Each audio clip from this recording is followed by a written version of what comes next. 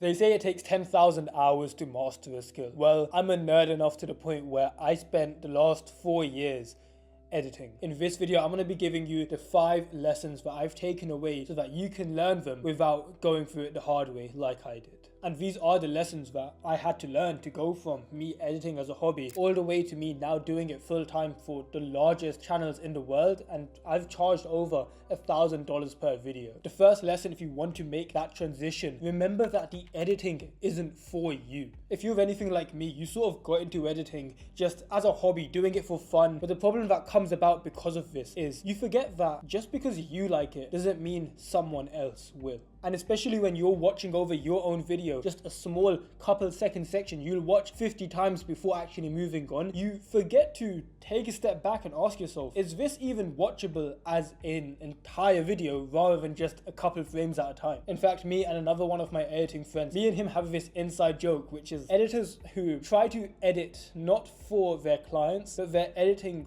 for Twitter. There's something called Twitter previews, which is where editors take their videos and they cut it up so that just the best sections are in a video. There's some editors who, instead of editing the video for their client and then cutting it up to look good on Twitter, they just edit so that it looks good on Twitter, but the full video looks like shit. And one of the biggest mistakes you want to avoid, bringing things onto the screen and then taking them off way too quickly. It's a mistake I see way too many editors make, where maybe they have cool animations technically in terms of their curves and how they're doing all their animations. It's amazing. The problem is it doesn't stay on screen long enough for the viewer to even comprehend what just happened. It's something me and you, we can call digestibility. Can the person literally digest what is going on in the video? Because if I gave you a piece of cake and I told you to eat it, but before you were even able to eat that, I gave you another one, and then I gave you a donut, and then I gave you another dessert, you can't even digest any of it, yet I'm giving you more and more food. In the same way, when you bring on an animation, let it sit for just a little bit before bringing something else on. Because when we are actually editing, when me and you were in our software and we're spending 5, 10, 15, 20 minutes just on a tiny little section, we forget that the viewer's not seeing this frame by frame like we are. And I want to make this clear. This is not me saying that editors are shit. I am saying this because I made this mistake where I'd create these hyper edits, but I didn't leave enough time for when something new comes on, giving it time to breathe. You can still hyper edit, just make sure that it's still breathable. And the second lesson, which I had to learn through some hard times, is that you will create your best work when you don't have any other choice. Whenever someone used to ask me what I'm looking for in a client, I used to always tell them that I just want complete creative and time freedom when I am working on this project. But here's what's interesting. It's the projects where you are constrained. It's when you don't have enough time. It's when you don't have all the assets. In a weird way, those end up becoming your best edits.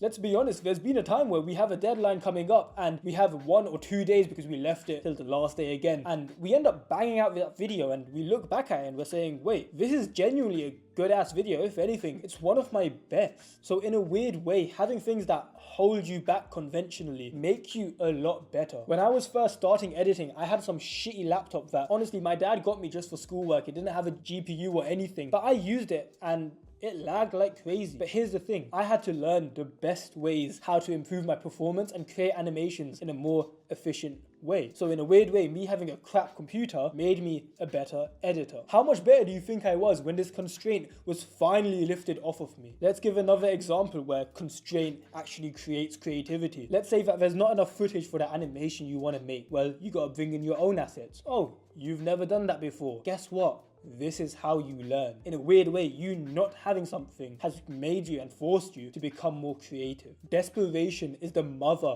of innovation, and it is when you are working on a client project and everything's going wrong, and now the deadline's coming up, and now this guy's mad at you and you need to manage this thing as well. Guess what? Diamonds are built under pressure, and it's these moments that you're gonna come out of learning the most. The third lesson that I learned is that the real payment you get from a video isn't the client immediately paying you. The real payment is the proof that you build along the way. A lot of people understand this concept of exponential growth. If you don't, it's this idea where you're not going to make progress for a pretty long time, and then slowly it builds, and it seems like out of nowhere it just explodes. This is exponential growth, and your career will likely follow a similar thing. It's when you make a super good decision, it's when you learn the right things, or when you have this project that just seems to blow up your career, you're gonna find that there's a few of those videos, and for me, one of them was for a client. Her name was Sona. She had a couple 100,000 subscribers at the time, and I had reached out to her and she responded to me, and we ended up working together on a project. Now, after some quick back and forth talking about the style, the deadline, she's saying she needs it within about a week, and I say that's cool because honestly, I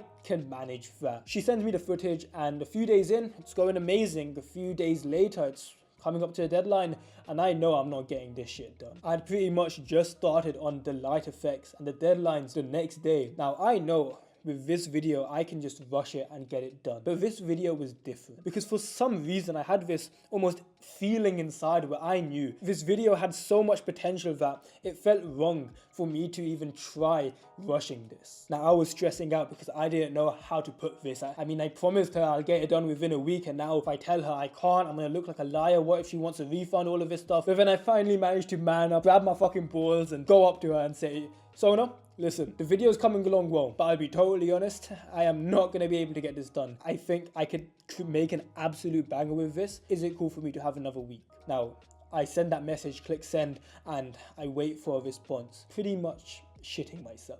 And then she responds and she says, you know what, that's fine. And then a week passes and yeah, it happened again. Now, this continually kept on happening where I'm delaying the video. And honestly, she was a good sport about it. She could tell I genuinely meant it when I said that this video is coming along well. Now, 3 months have passed since me getting the video, and I finally send it in. She's amazed. We posted the next day and it's a 1 out of 10. If you haven't posted on YouTube before, that means it's her highest performer out of all her other videos. To this day, that video that I edited that took me 3 months has over 5 million views. It's still the most viewed video on her channel, and I say this because not only has it done well for her, but I've made a lot of money from that video. In all honesty, that video only paid me around $500 to $1,000, and to most people that sounds like a lot. Oh my god, you're getting paid $500 per video, but hear me out, 3 months. Now, is this me telling you to spend 3 months on a video? No, I just say this to illustrate the point. You working that hard on a video will pay off not only because of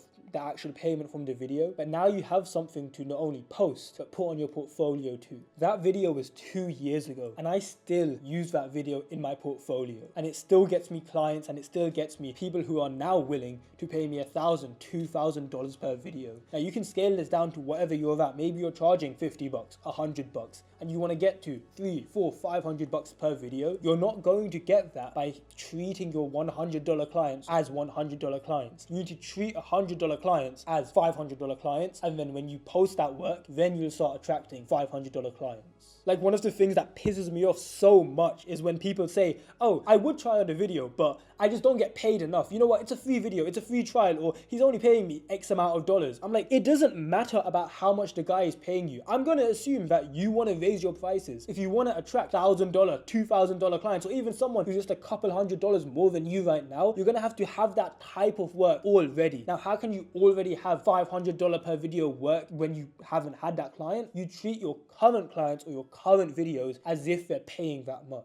The fourth lesson that's so important for you to learn as an editor is that you need to learn the business side of editing. Now, people in creative roles, which editing is one of them, we're notorious for being super skilled and also having a huge lack of job opportunities. In fact, when I did apply to university around 2 years ago, I actually applied to architecture. I didn't end up going because I decided to go full-time in editing. But when I did apply to architecture and I now look back at it, all I hear from architecture students and people who have even graduated and spent like 5, 6, 7 years in an industry, they are still struggling with jobs. Like, it's always these artists, even the world famous ones like Leonardo da Vinci. Most of these guys never actually got paid much for the work that they did. They actually got famous after they died. And the sad part is most editors won't even get that. They're not going to get paid while they're working, and when years go on, life gets in the way and they end up quitting. Because the way income and money is spread throughout our industry, it's extremely long-tailed. And what that means is for probably around 80-90%, people don't make anything, and most of the money in the industry goes to literally the top couple percent, where unless you're in this tiny percentage, you're basically making under minimum wage. And the funny part is, this isn't even directly correlated to skill. There are editors who are better than me in pretty much every single way when it comes to inside the software. But the scary part is, most of them don't even make as much as me. And I don't say that to stroke my own ego, but it's statistics, it's numbers, it's how much are you actually making. Most of my work's in Premiere. My damn ass could get past 10k a month. Yet you see these guys who know Blender, who know all this 3D stuff and do these crazy animations like CGI, and they can't even break a couple thousand a month. So clearly there's something else outside of just raw editing ability that plays a part when it comes to your income. And I'll tell you now, those things, it doesn't sound as sexy, but it's things like marketing, it's sales, it's understanding psychology to the point where, sure, you can make some pixels look nice. And now, can you convince that human over there who has money to spend that he should spend on you for you to change his pixels in his video? Now, a couple of books that I highly recommend reading on these topics especially. This is just 2 books: Influence, Psychology of Persuasion, and How to Influence and Influence People. I sound like a broken record player because I always say these 2 books, but I promise you, if you can just take these 2 books, it seems like there's such weird things. Oh, it's how to socialize. Your clients are humans too. So if you can learn how to socialize better with humans, you will learn how to basically close any client you want. And the last lesson of this video, and if there is anything that you take away, let it be this one: business is a marathon where the last man standing wins. If I asked you right now what your goal was financially in terms of how much you want to make per month, get a number in your head, think about that number, whether it be 5k, 10k,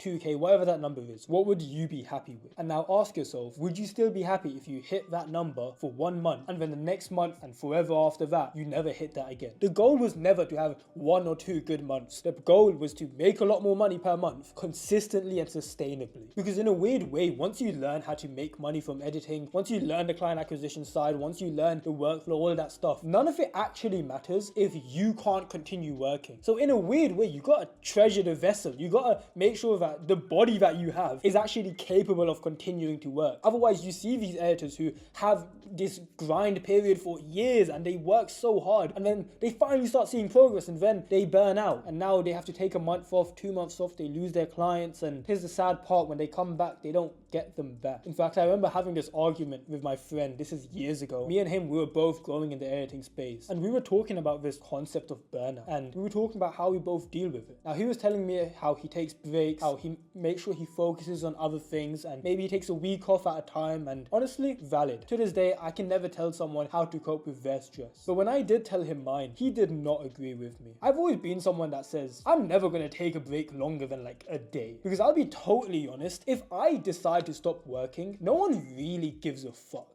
Like, the world's gonna keep spinning. People are still needing to post videos, and those clients are just gonna go to someone else. And when I decide to strop up one day and say, hey, Mr. Client, I am back from my long break where I fucked you over, now I want you to pay me money again, the guy's gonna be like, well, no, you left me, I have another editor now, get fucked. Like, I don't owe you anything. Because this is gonna sound dark as hell, and I really hope you can take this as I mean it, out of love for you, I'm saying this. But people really don't give a fuck about you. Like, your client, if you decided that you're gonna quit, he doesn't give a fuck. If you decided, oh, you're burnt out, he doesn't really give a fuck. If you said, oh, my fucking family died, he doesn't really give a fuck. He will say, oh, I'm sorry to hear that, bro. I understand. He'll say these things. The next day, he's going to another editor. Now, of course, there are the extreme sides. Like, if your mum just died, I'm not going to expect you to go back into your room and edit that night. But for most people, they're such pussies when it comes to burnout. They say they burnt out, but they haven't even done more than like 2 deep work sessions that are actually deep work sessions where they've gotten a good amount of work done. They're making less than like 2-3k a month, and they're complaining about how they're working too much and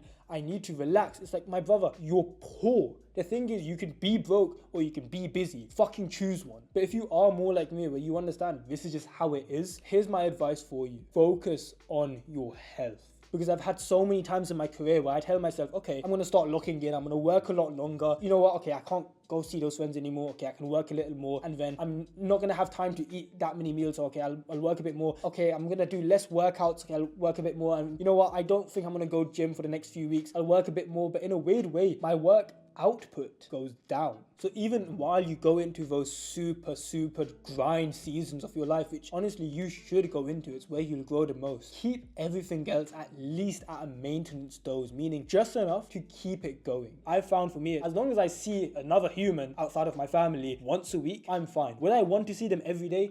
Yes. Do I have time for that? Not really during those seasons. I found once I go below sort of once a week, that's when the symptoms of me just constantly thinking about wanting to see people come in. Same thing with working out. I love working out every day. In fact, sometimes I'll even hit 2 workouts. I'll go to the gym twice, but it takes a lot of time. I found anything less than sort of 2-3 times a week, when I drop below that, I genuinely look at myself in the mirror and I hate how I look, and in a weird way that affects my editing because I feel less confident. Now I'm constantly like thinking about how ugly I feel, and now I can't focus on my editing, which in a weird way makes me need to spend longer editing, which means I still can't work out, so I feel more insecure, and it's a vicious cycle. And the reason I'm saying this is because I've been through this all. Me and you, if you've watched this far, we're a lot more similar than you think. You're on this journey now, and I wish you the best. So I hope you found this video useful. If you do like stuff like this, you can like, subscribe. It just tells YouTube you like videos like these. But yeah, I'll see you in the next one. Peace.